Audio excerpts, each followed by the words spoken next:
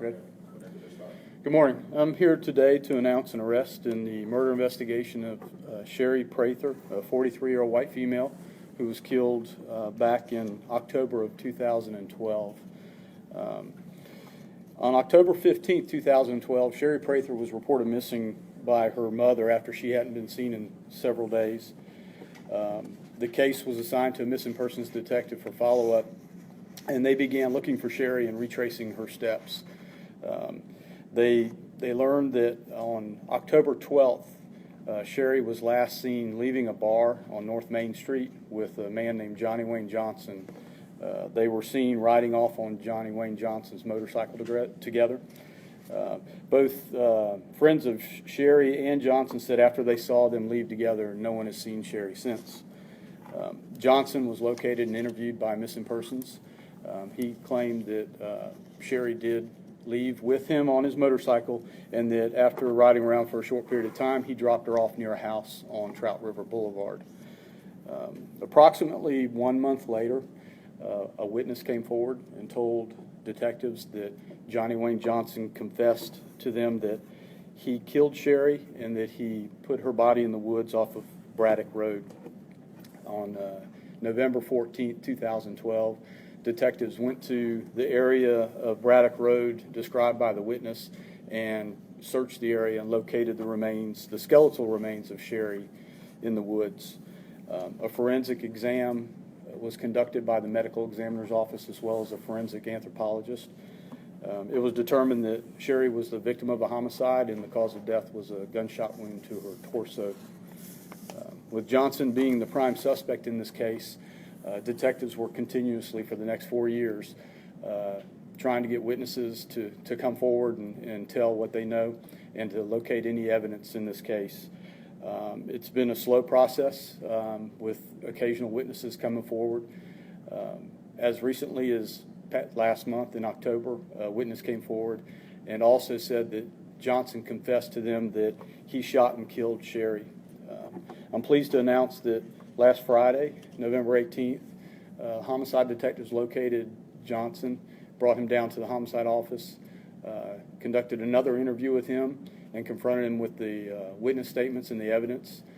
He initially said the same story as he originally told, that he dropped Sherry off on Trout River Boulevard and hadn't seen her since. His story changed a few times. He eventually said that he dropped her off on Braddock Road, but continued to deny that he killed her. After that interview, Johnson was charged with second-degree murder and booked into the PDF. Any questions? Where had Johnson, Dane Scanlon, time team, where had Johnson been boasting about killing Sherry? These were in private conversations that he had with different individuals, so I don't know if it was boasting in public as much as he was telling. And how did you track him down the final time? Track who down? Johnson. Well, he's been local, so we knew where he was. Okay. So obviously, sorry, go ahead. Can you talk about the importance of these witnesses stepping up and what a difference it made in solving this case 4 years later? It's what made the case.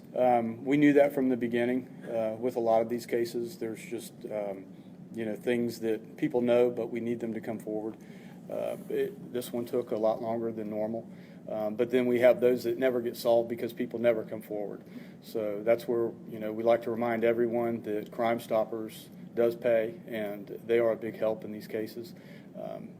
Patience and hard work by the detectives is what really put it all together.